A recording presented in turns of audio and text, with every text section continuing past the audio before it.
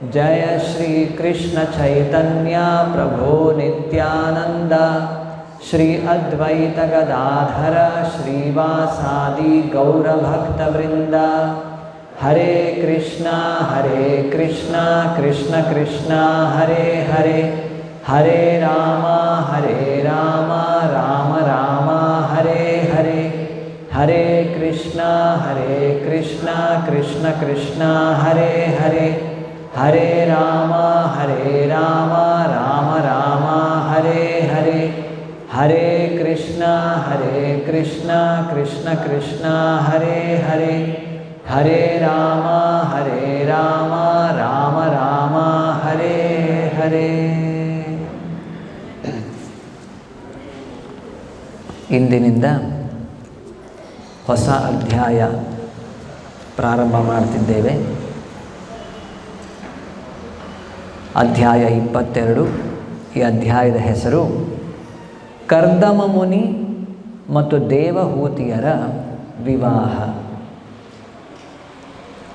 ನಾವು ಭಾಗವತದಲ್ಲಿ ಈ ಒಂದು ಮ್ಯಾರೇಜ್, ವಿವಾಹ, ಇದ್ರ ಬಗ್ಗೆ ಮಾತನಾಡ್ತೇವೆ. ಯಾಕಂದರೆ ಈ ವಿವಾಹ ಸಾಮಾನ್ಯವಾದದ್ದಲ್ಲ. ಕರ್ದಮ ಮುನಿಗಳು ಮತ್ತು ದೇವಹೂತಿ ಬಂದು ಸ್ವಯಂಭುವ ಮನುವಿನ ಮಗಳು, ಪುತ್ರಿ. ಇವರಿಬ್ಬರು ಸಾಮಾನ್ಯರಲ್ಲ, ಭಗವಂತನ ಶ್ರೇಷ್ಠ ಭಕ್ತರು. ಅವರ ವಿವಾಹ ಯಾವ ರೀತಿ ಆಗತ್ತೆ, ಅದಾದ ನಂತರ ಆ ವಿವಾಹದಿಂದ ಅವರಿಗೆ ವಿಶೇಷವಾದ ಒಂದು ಸಂತಾನ ಪ್ರಾಪ್ತಿಯಾಗುತ್ತೆ. ಅದೇನದು? ಸಾಕ್ಷಾತ್ ಭಗವಂತನೇ ಕಪಿಲ ಮುನಿಯ ರೂಪದಲ್ಲಿ ಅವರ ಮಗನಾಗಿ ಹುಟ್ಟುತ್ತಾನೆ. ಹಾಗಾಗಿ ಇದು ಸಾಧಾರಣ ಅಲ್ಲ. ಈ ಅಧ್ಯಾಯದಲ್ಲಿ ಈ ಎಲ್ಲವನ್ನು ಕೂಡ ನಾವು ನೋಡ್ತೇವೆ. ಕರ್ದಮ ಮುನಿ ಮತ್ತು ದೇವಹೂತಿಯರ ವಿವಾಹ. ಮೊದಲನೇ ಶ್ಲೋಕದಲ್ಲಿ ಮೈತ್ರೇಯ ಋಷಿಗಳು ಹೇಳ್ತಾರೆ, ಚಕ್ರವರ್ತಿಯ ನಾನಾ ಬಗೆಯ ಗುಣಗಳ ಮತ್ತು ಕರ್ಮಗಳ ಶ್ರೇಷ್ಠತೆಯನ್ನು ಬಣ್ಣಿಸಿದ ಬಳಿಕ ಆ ಮುನಿಯು ಸುಮ್ಮನಾದನು. ಆಗ ಚಕ್ರವರ್ತಿಯು ಸಂಕೋಚದಿಂದ ಅವನಿಗೆ ಹೀಗೆ ಹೇಳಿದನು. ಈ ಹಿಂದಿನ ಅಧ್ಯಾಯದಲ್ಲಿ ನಾವು ಕರ್ದಮ ಮುನಿಗಳು ಸ್ವಯಂಭುವ ಮನುವನ್ನು ಉದ್ದೇಶಿಸಿ ಹಲವಾರು ಅವರನ್ನು ಸಾಕಷ್ಟು ಹೊಗಳ್ತಾರೆ. ಯಾಕಂದರೆ ಅವರು ಬಹಳ ಶ್ರೇಷ್ಠವಾದ ರಾಜರಾಗಿರ್ತಾರೆ, ಕ್ಷತ್ರಿಯರಾಗಿರ್ತಾರೆ. ಅವರನ್ನು ಹೊಗಳಿ ಕರ್ದಮ ಮುನಿಗಳು ಮಾತನಾಡ್ತಾರೆ. ಸ್ವಯಂಭುವ ಮನು ಅವನ ಮಗಳ ಜೊತೆ ಕರ್ದಮ ಮುನಿಗಳ ಆಶ್ರಮಕ್ಕೆ ಬಂದಿರ್ತಾರೆ. ಕರ್ದಮ ಮುನಿಗಳು ಅವ್ರನ್ನ ಹೊಗಳಿ ಅವ್ರನ್ನ ಬರಮಾಡ್ಕೊಳ್ತಾರೆ. ನಂತರದ ಶ್ಲೋಕದಲ್ಲಿ ನಾವು ನೋಡ್ತೇವೆ ಹೇಗೆ ಈಗ ಸ್ವಯಂಭುವ ಮನು ಕರ್ದಮ ಮುನಿಗಳನ್ನು ಉದ್ದೇಶಿಸಿ ಏನು ಹೇಳೋದು? ಬ್ರಹ್ಮ ಸೃಜತ್ ಸ್ವಮುಖತೋ ಯುಷ್ಮಾನ್ ಆತ್ಮಪರೀಪ್ಸಯ ಛಂದೋಮಯಸ್ತಪೋ ವಿದ್ಯಾ ಯೋಗಯುಕ್ತಾನ್ ಅಲಂಪಟ. ನೀವು ಬ್ರಾಹ್ಮಣರಿದ್ದೀರಿ, ನೀವು ಬ್ರಹ್ಮದೇವರ ವೇದಮೂರ್ತಿಯಾದ ಬ್ರಹ್ಮದೇವನು ಹೇಗೆ ವೈದಿಕ ಜ್ಞಾನವನ್ನು ವಿಸ್ತಾರ ಮಾಡಲಿಕ್ಕಾಗಿ ಬ್ರಾಹ್ಮಣರನ್ನು ಸೃಷ್ಟಿಸಿದ್ದಾನೆ. ಬ್ರಾಹ್ಮಣರು ತಪಸ್ಸು, ಜ್ಞಾನ ಮತ್ತು ಯೋಗ ಶಕ್ತಿಗಳನ್ನು ಪರಿಪೂರ್ಣವಾಗಿ ಪಡೆದಿರ್ತಾರೆ. ಅಲ್ಲದೆ ಎಲ್ಲ ಬಗೆಯ ಇಂದ್ರಿಯ ತುಷ್ಟಿಯ ಜೀವನವನ್ನು ನೀವು ತ್ಯಜಿಸಿದ್ದೀರಿ. ಈ ರೀತಿಯಾಗಿ ಸ್ವಯಂಭುವ ಮನು ಕರ್ದಮ ಮುನಿಗಳನ್ನು ಉದ್ದೇಶಿಸಿ ಹೇಳೋದು. ಇಲ್ಲಿ ನಾವು ಮುಖ್ಯವಾದ ಒಂದು ಅಂಶವನ್ನು ಗಮನಿಸಬೇಕು. ಸ್ವಯಂಭುವ ಮನು ಆತನು ಬಹಳ ಶ್ರೇಷ್ಠನು. ಮನು ಈ ಭೌತಿಕ ಜಗತ್ತಿನ ಸೃಷ್ಟಿ ಕಾರ್ಯದಲ್ಲಿ ಬ್ರಹ್ಮದೇವರಿಗೆ ಇವರೆಲ್ಲರೂ ಕೂಡ ಸಹಾಯ ಮಾಡ್ತಿದ್ದಾರೆ. ದೊಡ್ಡ ರಾಜ. ಕರ್ದಮ ಮುನಿಗಳು ಮಹಾನ್ ತಪಸ್ವಿಗಳು, ಬ್ರಾಹ್ಮಣರು. ಅವರ ತಪಸ್ಸಿನ ಶಕ್ತಿಯಿಂದ, ಅವರ ಭಕ್ತಿಯಿಂದ ವಿಶೇಷವಾಗಿ ಸಾಕ್ಷಾತ್ ಭಗವಂತನೇ ಅವರ ಮುಂದೆ ಪ್ರತ್ಯಕ್ಷ ಆಗಿರ್ತಾರೆ. ಹೀಗಿದ್ದಾಗ ನಾನು ಶ್ರೇಷ್ಠ, ನಾನು ಉತ್ತಮ, ಈ ರೀತಿಯ ಭಾವನೆ ಅವರಿಬ್ಬರಲ್ಲೂ ಇರಲಿಲ್ಲ. ಕರ್ದಮ ಮುನಿಗಳು ಸ್ವಯಂಭುವ ಮನುವನ್ನು ಉದ್ದೇಶಿಸಿ ನೀವು ಬಹಳ ಶ್ರೇಷ್ಠರಿದ್ದೀರಿ ಅಂತ ಹೇಳ್ತಿದ್ದಾನೆ. ಇಲ್ಲಿ ಸ್ವಯಂಭುವ ಮನು ಇಲ್ಲ ನೀವು ಬಹಳ ಶ್ರೇಷ್ಠ ಇದ್ದೀರಿ ಅಂತ. ಯಾಕೆಂದರೆ ಈ ಚರ್ಚೆ, ಈ ವಿಷಯ ಸಾಕಷ್ಟು ಬರುತ್ತೆ. ಬ್ರಾಹ್ಮಣರು ಶ್ರೇಷ್ಠರೋ ಅಥವಾ ಇನ್ಯಾರೋ ಇನ್ನೊಬ್ಬರು ಶ್ರೇಷ್ಠರು, ನಾನು ಶ್ರೇಷ್ಠ, ಇವರು ಶ್ರೇಷ್ಠ, ಈ ರೀತಿಯಲ್ಲ. ಇಲ್ಲಿ ನಿಜವಾದ ಬ್ರಾಹ್ಮಣನ ಲಕ್ಷಣವನ್ನು ಕೂಡ ಕೊಟ್ಟಿದ್ದಾರೆ. ಅವರು ತಪೋ ವಿದ್ಯಾ ಯೋಗಯುಕ್ತಾನ್ ಅಲಂಪಟಾನ್. ಇವರು ನಿಜವಾದ ಬ್ರಾಹ್ಮಣರು. ಯಾರು? ಅವರು ಸಾಕಷ್ಟು ತಪಸ್ಸನ್ನು ಮಾಡಿರ್ತಾರೆ. Austerity, voluntarily accepting distress or painful conditions for higher cause. ತಾವೇ ಸಾಕಷ್ಟು ಬಗೆಯ ಕಷ್ಟದ ಜೀವನವನ್ನು ಸ್ವೀಕಾರ ಮಾಡಿ, ಯಾಕೆ? ಉನ್ನತವಾದ ಆಧ್ಯಾತ್ಮಿಕ ಪ್ರಗತಿಯನ್ನು ಅವರು ಪಡೆಯಲಿಕ್ಕೆ ಎಲ್ಲ ಬಗೆಯ ಇಂದ್ರಿಯ ತುಷ್ಟಿಯ ಜೀವನವನ್ನು ಅವರು ತ್ಯಜಿಸಿರುತ್ತಾರೆ. ಅದಕ್ಕೆ ಬೇಕಾದಂತಹ ಎಲ್ಲ ಬಗೆಯ ಆಸ್ಟೆರಿಟಿ, ತಪಸ್ಸನ್ನು ಅವರು ಸ್ವೀಕಾರ ಮಾಡಿರ್ತಾರೆ. ತಪ ಮತ್ತು ವಿದ್ಯೆ, ವೇದಶಾಸ್ತ್ರಗಳನ್ನು ಓದಿರ್ತಾರೆ. ಭಗವಂತನ ಬಗ್ಗೆ, ಆತ್ಮದ ಬಗ್ಗೆ ಸಂಪೂರ್ಣವಾದ ಜ್ಞಾನವನ್ನು ಅವರು ಪಡೆದಿರ್ತಾರೆ. ಮತ್ತು ಯೋಗಯುಕ್ತಾನ್ ಅಂದರೆ ಯೋಗಪೂರ್ಣರಾದ, ಅವರಿಗೆ ಕಲಿತಂಥ ವಿದ್ಯೆಯನ್ನು ಸಂಪೂರ್ಣವಾಗಿ ಅವರ ಜೀವನದಲ್ಲಿ ಅಳವಡಿಸಿರ್ತಾರೆ. ಮತ್ತು ಅಲಂಪಟಾನ್ ಅಂದರೆ ಇಂದ್ರಿಯ ತೃಪ್ತಿಗೆ ವಿಮುಖರಾದ, ಅವರು ಇಂದ್ರಿಯ ತೃಪ್ತಿಯ ಜೀವನವನ್ನು ನಡೆಸೋದಿಲ್ಲ. ಅವರು ಭಗವಂತನಿಗೆ ಸಂತೃಪ್ತಿಯನ್ನು ನೀಡಲಿಕ್ಕೆ ಬೇಕಾದಂತಹ ಎಲ್ಲ ಕಾರ್ಯದಲ್ಲಿ ತೊಡಗಿರುತ್ತಾರೆ. ಇವರು ನಿಜವಾದ ಬ್ರಾಹ್ಮಣರು. ಹೀಗೆ ಕರ್ದಮ ಮುನಿಗಳು, ಸ್ವಯಂಭುವ ಮನು ಕರ್ದಮ ಮುನಿಗಳನ್ನು ಉದ್ದೇಶಿಸಿ ಈ ಮಾತುಗಳನ್ನು ಹೇಳ್ತಿರೋದು. ಬ್ರಹ್ಮ ಸೃಜತ್ ಸ್ವಮುಖತೋ ಯುಷ್ಮಾನ್ ಆತ್ಮ ಪರೀಪ್ಸಯ ಛಂದೋಮಯಸ್ತಪೋ ವಿದ್ಯಾ ಯೋಗಯುಕ್ತಾನ್ ಅಲಂಪಟಾನ್. ನೋಡಿ, ನಾವು ಭಕ್ತರಾಗಿ ಈ ಮುಖ್ಯ ಒಂದು ಪಾಯಿಂಟ್ ಅಥವಾ ಅಂಶವನ್ನು ನಮ್ಮ ಜೀವನದಲ್ಲೂ ಅಳವಡಿಸ್ಕೊಳ್ಬೇಕು. ಬ್ರಾಹ್ಮಣನಿರಲಿ, ಕ್ಷತ್ರಿಯನಿರಲಿ, ಅದರಲ್ಲೂ ವಿಶೇಷವಾದಿ ಭಗವಂತನ ಭಕ್ತನಾದವನು ವಿನಮ್ರನಾಗಿರಬೇಕು. ತಾನು ಶ್ರೇಷ್ಠ, ನಾನೇ ಎಲ್ಲರಿಗಿಂತ ಮಿಗಿಲಾದವ ಅಥವಾ ಉತ್ತಮನು, ಈ ಭಾವನೆ ಸರ್ವಥಾ ಭಕ್ತನ ಲಕ್ಷಣ ಅಲ್ಲವೇ ಅಲ್ಲ. ಯಾವಾಗಲೂ ಕೂಡ ಒಬ್ಬ ಭಕ್ತನು ವಿನಮ್ರನಾಗಿರ್ತಾನೆ. ತೃಣಾದಪಿ ಸುನೀಚೇನ, ನನ್ನ ಸ್ಥಾನ ಏನು, ಒಂದು ಹುಲ್ಲುಕಟ್ಟಿಗಿಂತ ಕಡೆ. ನನಗೆ ಜೀವನದಲ್ಲಿ ಯಾವುದೇ ಕಷ್ಟದ ಪರಿಸ್ಥಿತಿ ಬರಲಿ, ಅದನ್ನು ಒಂದು ವೃಕ್ಷದ ರೀತಿ, ಮರದ ರೀತಿ ಸಹಿಸ್ಕೊಳ್ತಾನೆ. ನನ್ನ ಹಿಂದಿನ ಕರ್ಮಕ್ಕೆ ಅನುಸಾರವಾಗಿ ಎಷ್ಟೋ ಕಷ್ಟವನ್ನು ನಾನು ಅನುಭವಿಸಬೇಕಾಗಿತ್ತು. ಭಗವಂತನ ಅನುಗ್ರಹದಿಂದ ಅದು ಕಡಿಮೆಯಾಗಿ ಸ್ವಲ್ಪವಷ್ಟೇ ನನಗೆ ಈಗ ಬರ್ತಾ ಇದೆ. ಈ ರೀತಿ ಆತ ವಿಚಾರ ಮಾಡ್ತಾನೆ. ಅಮಾನಿನ ಮಾನದೇನ, ತನಗೆ ಯಾವುದೇ ರೀತಿಯ ಮಾನ ಮನ್ನಣೆಗಳನ್ನು ಆತ ಅಪೇಕ್ಷಿಸೋದಿಲ್ಲ. ಆದರೆ ಇತರರಿಗೆ, ಎಲ್ಲರಲ್ಲೂ ಕೂಡ ಭಗವಂತ ಪರಮಾತ್ಮನಾಗಿ ನೆಲೆಸಿದ್ದಾನೆ. ಅವರಿಗೆ ಸಿಗಬೇಕಾದಂತಹ ಗೌರವವನ್ನು ಆತ ಕೊಡಲಿಕ್ಕೆ ಸಿದ್ಧನಾಗಿರ್ತಾನೆ. ಈ ರೀತಿಯಾಗಿ ಕೀರ್ತನೀಯ ಸದಾ ಹರಿಹಿ, ಯಾವಾಗಲೂ ಭಗವಂತ ನಾಮವನ್ನು ಹೇಳೋದರಲ್ಲೇ ಆತ ಮಗ್ನನಾಗಿರ್ತಾನೆ. ಇಲ್ಲಿ ಬ್ರಾಹ್ಮಣರು ವೈಷ್ಣವರು ಅಥವಾ ಬ್ರಾಹ್ಮಣರು, ಕ್ಷತ್ರಿಯರು, ವೈಶ್ಯರು, ಶೂದ್ರರು, ಈ ಎಲ್ಲ ವಿಚಾರಗಳನ್ನು ನಮಗೆ ಸ್ಪಷ್ಟವಾಗಿ ನಮ್ಮ ಗೌಡಿಯ ವೈಷ್ಣವ ಆಚಾರ್ಯರು ನಮಗೆ ತಿಳಿಸ್ಕೊಟ್ಟಿದ್ದಾರೆ. ಬರೀ ಹುಟ್ಟಿನಿಂದ ಯಾವುದೋ ಜಾತಿ, ಪಂಗಡ ಅಥವಾ ಈ ವರ್ಣಾಶ್ರಮದ ಒಂದು ವರ್ಣ ಇರಬಹುದು, ಯಾವುದೇ ರೀತಿಯ ಕ್ವಾಲಿಫಿಕೇಷನ್ ಅರ್ಹತೆ ಇಲ್ಲದೆ ಆ ಒಂದು ಟೈಟಲ್ ಇರ್ಬೋದು ಅದನ್ನು ಸ್ವೀಕಾರ ಮಾಡೋದು ಸರಿಯಲ್ಲ. ಇದು ವಿಶೇಷವಾಗಿ ನಮ್ಮ ಗೌಡಿಯ ವೈಷ್ಣವ ಪರಂಪರೆಯಲ್ಲಿ ನಾವು ನೋಡ್ತೇವೆ.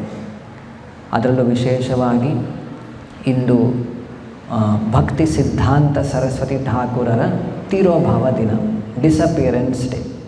ಶ್ರೀಲ ಭಕ್ತಿ ಸಿದ್ಧಾಂತ ಸರಸ್ವತಿ ಠಾಕೂರ್ ಕಿ. ಅವರು ಶ್ರೀಲ ಪ್ರಭುಪಾದರ ಗುರುಗಳು.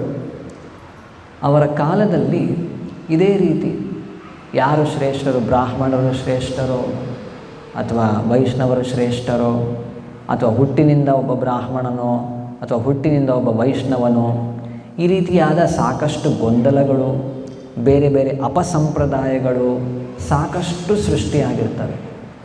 ಅವೆಲ್ಲವನ್ನು ಕೂಡ ಅವರು ಖಂಡಿಸಿ ಹೇಗೆ ಒಬ್ಬ ವೈಷ್ಣವನ, ಭಗವಂತನ ಭಕ್ತನ ಸ್ಥಾನ ಎಂತಹುದು, ಆತ ಬರೀ ಹುಟ್ಟಿನಿಂದ ಭಗವಂತನ ಭಕ್ತ ಆ ರೀತಿ ಹೇಳಿಸ್ಕೊಳ್ಳೋದಲ್ಲ, ಆತ ಭಗವಂತನ ಭಕ್ತಿ ಸೇವೆಯಲ್ಲಿ ತೊಡಗಿರಬೇಕು, ಭಗವಂತನ ಬಗ್ಗೆ ಜ್ಞಾನವನ್ನು ಅವನು ತಿಳಿದಿರಬೇಕು, ಭಗವಂತನಲ್ಲಿ ಭಕ್ತಿ ಅಥವಾ ಪ್ರೇಮವನ್ನು ಜಾಗೃತಗೊಳಿಸಿರಬೇಕು.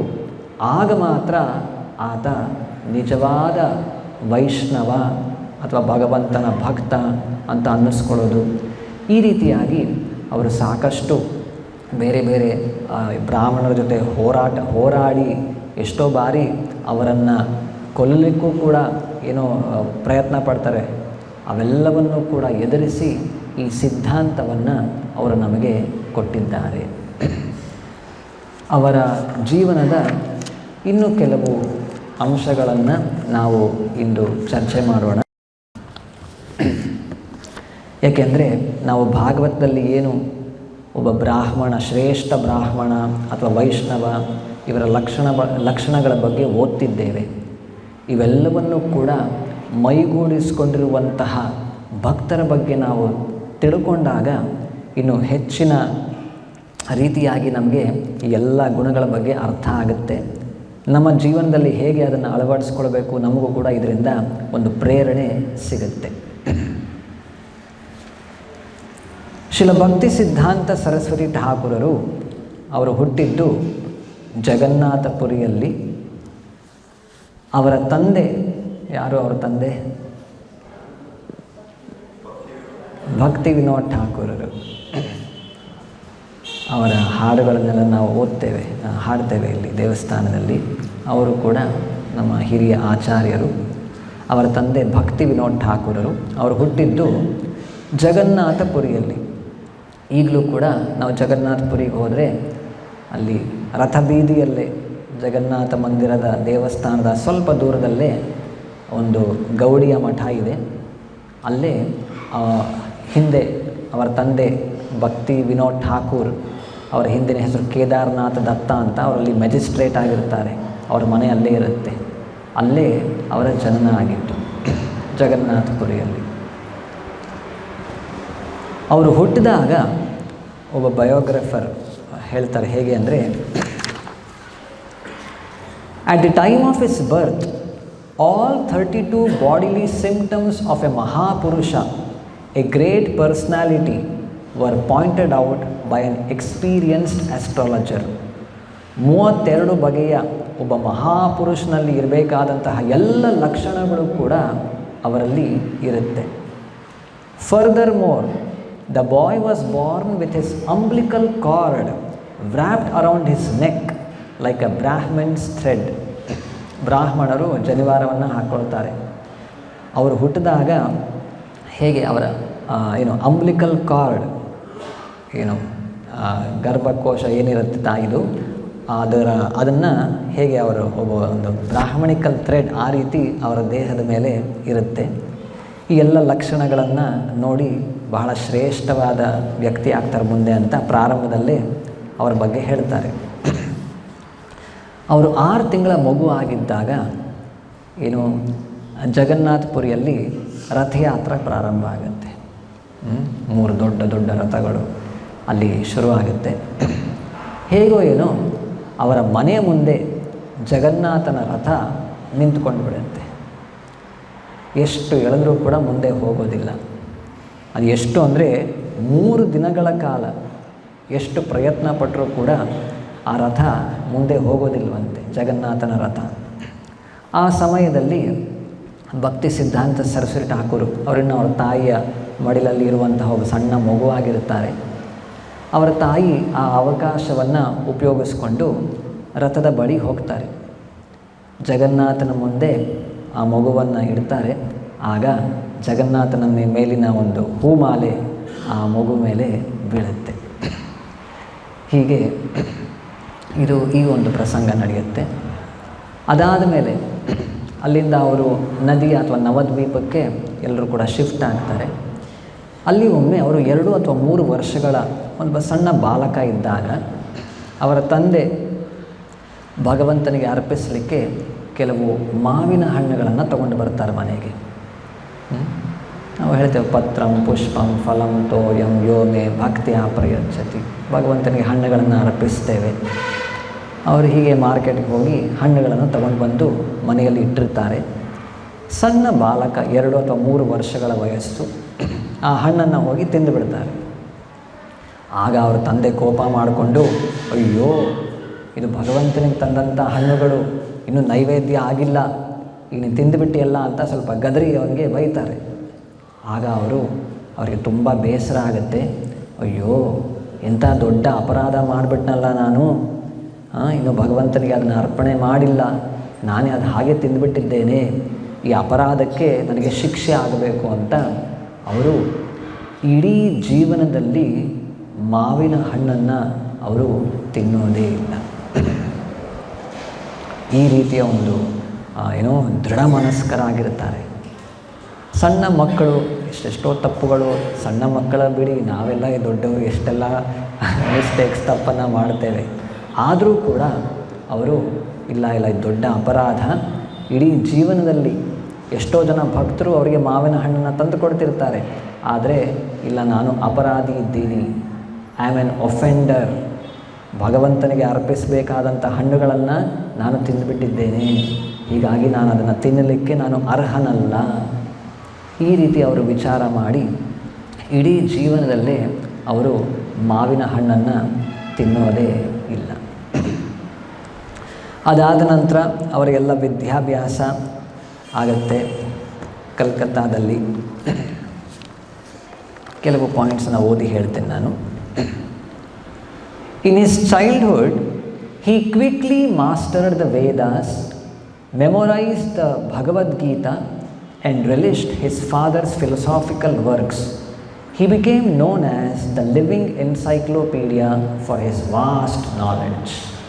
ಸಣ್ಣ ವಯಸ್ಸಿನಲ್ಲೇ ಇಡೀ ಭಗವದ್ಗೀತೆ 700 ಶ್ಲೋಕಗಳನ್ನು ಕಂಠಪಾಠ ಮಾಡಿರ್ತಾರೆ, ಮೆಮೊರೈಸ್ ಮಾಡಿರ್ತಾರೆ. ಎಲ್ಲ ಬೇರೆ ಬೇರೆ ವೇದಗಳನ್ನು, ಶಾಸ್ತ್ರಗಳನ್ನು ಅವರ ತಂದೆಯ ಅಧೀನದಲ್ಲಿಟ್ಟುಕೊಂಡು ಎಲ್ಲವನ್ನು ಓದಿರ್ತಾರೆ, ಅಧ್ಯಯನ ಮಾಡಿರ್ತಾರೆ. ಮತ್ತು ಅವರ ಮೆಮೊರಿ ಎಷ್ಟರ ಮಟ್ಟಿಗೆ ಇರುತ್ತೆ ಅಂದರೆ ಅವ್ರ ನೆನಪಿನ ಶಕ್ತಿ ಅವ್ರನ್ನ ಲಿವಿಂಗ್ ಎನ್ಸೈಕ್ಲೋಪೀಡಿಯಾ ಅಂತ ಕರೀತಿರ್ತಾರೆ. ಏನು ಕೇಳಿದ್ರು ಪ್ರತಿಯೊಂದಕ್ಕೂ ಉತ್ತರ ಇದೆ. ಯಾವ ಮೂಲೆಯಲ್ಲಿ ಯಾವ ಶ್ಲೋಕ ಕೇಳಿದ್ರೂ ಕೂಡ ಎಲ್ಲವೂ ಕೂಡ ಅವರಿಗೆ ಕಂಠಸ್ಥವಾಗಿದೆ. ಅಂತಹ ಮಹಾನ್ ಮೇಧಾವಿಗಳಿರ್ತಾರೆ. He preached convincingly against casteism and philosophical deviations from Gaudiya Vaishnavism.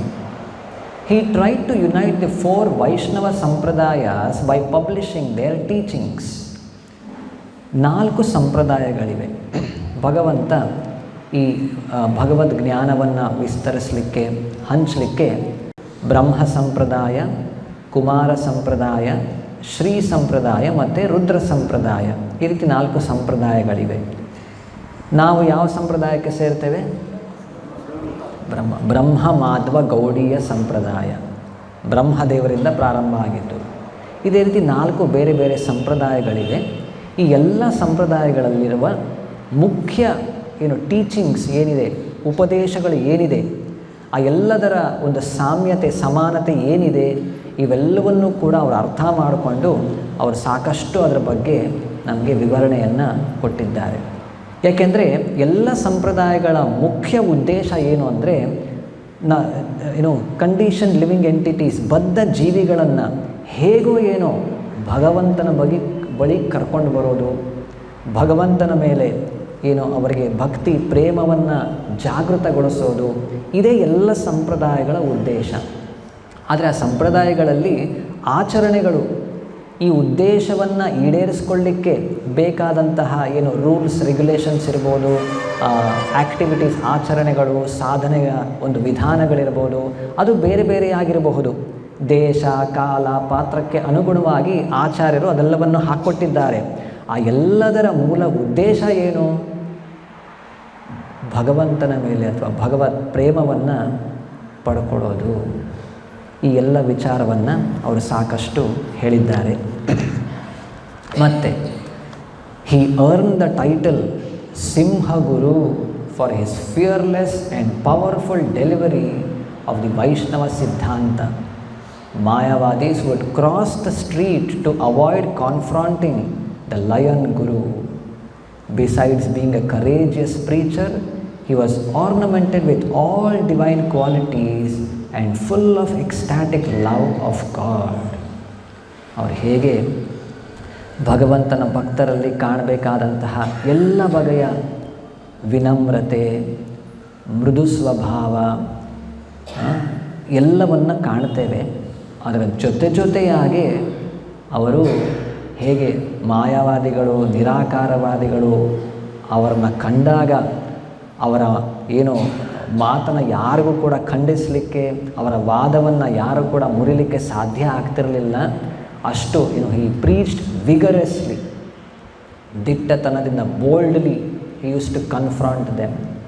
ಹೀಗಾಗಿ ಅವರನ್ನು ಸಿಂಹಗುರು ಅಂತ ಕರೀತಿರ್ತಾರೆ. ಅವರ ಗರ್ಜನೆ ಮಾಡಿದ್ರೆ ಬೇರೆ ಯಾರೂ ಅವ್ರ ಮುಂದೆ ಉಳಿಲಿಕ್ಕೆ ಸಾಧ್ಯ ಇಲ್ಲ.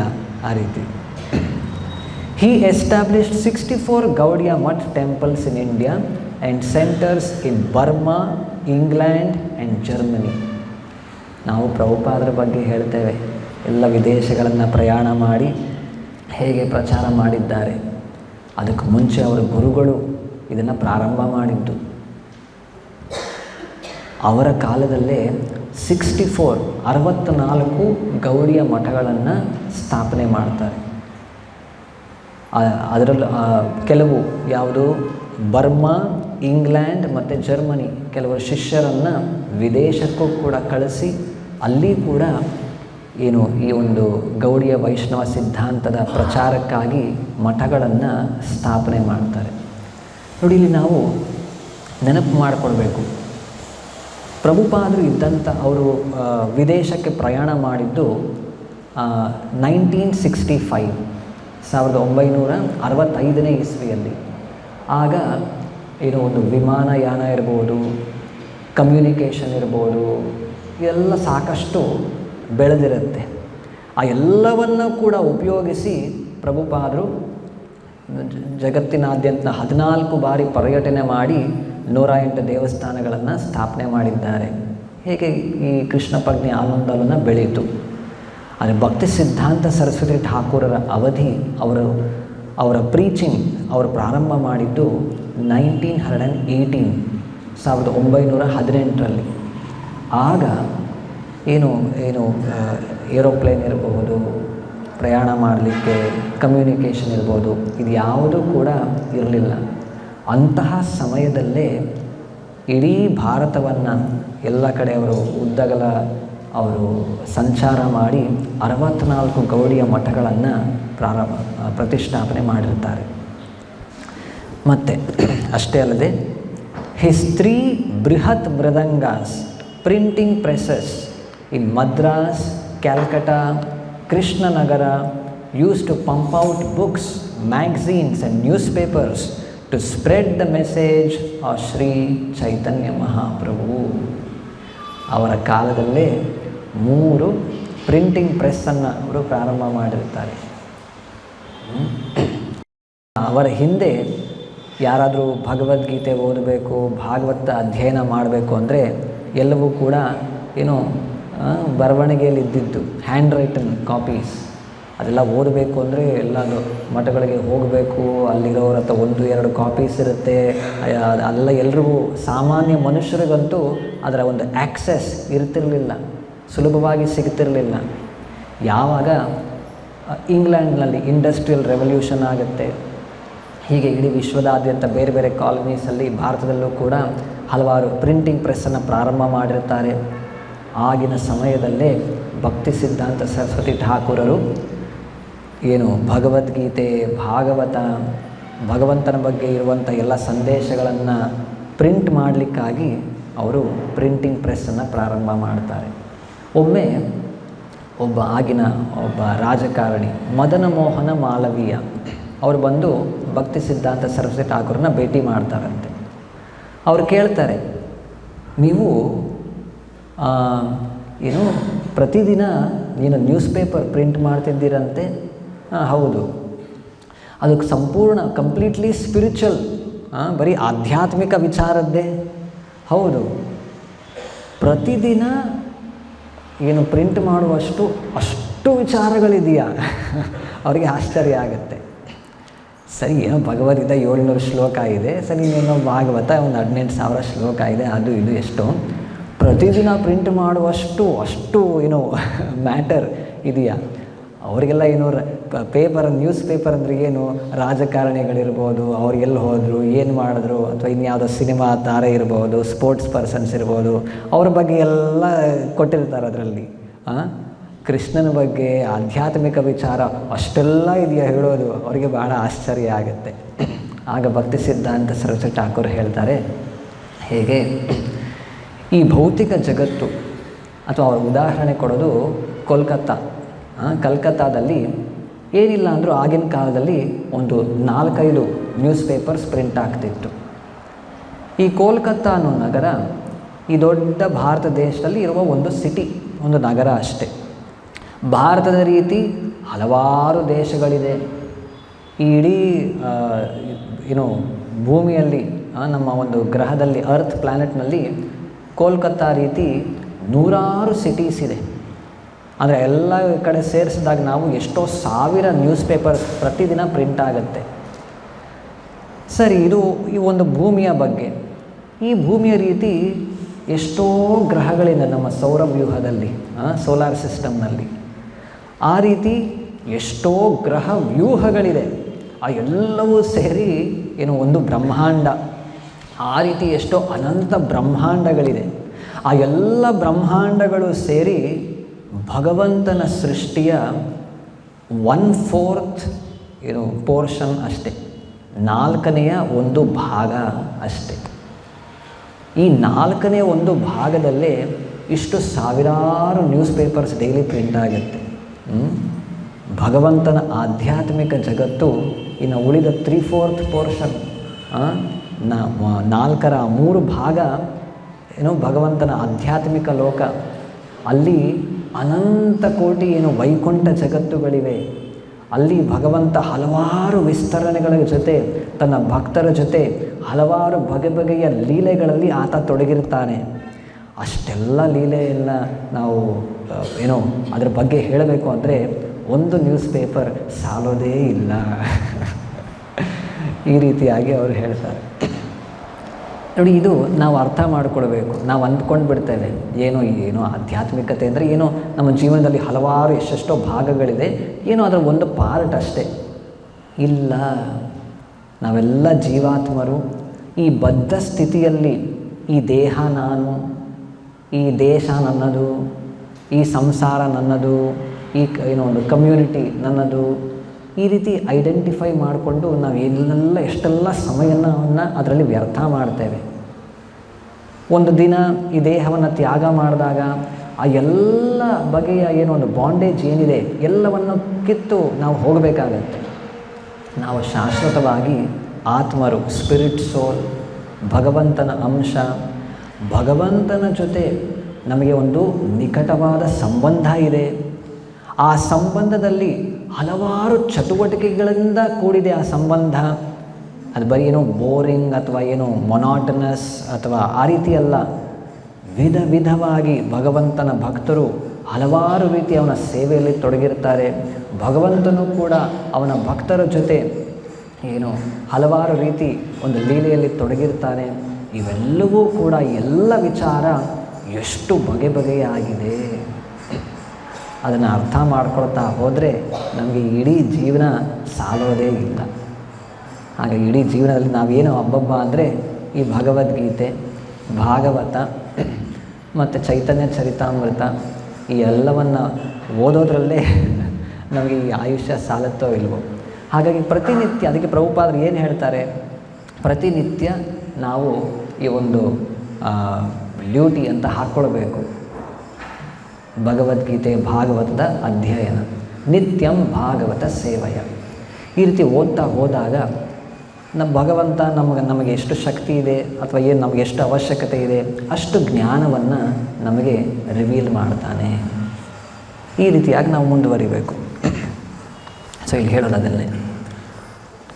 When he asked why he printed a daily spiritual news paper entitled ನದಿಯ Prakash, Srila Saraswati Thakura replied, if an insignificant city can produce 5 daily newspapers, then why can't we publish a newspaper every second about the eternal, ever-fresh, transcendental activities of the Supreme Personality of Godhead in His unlimited spiritual planet Goloka Vrindavana.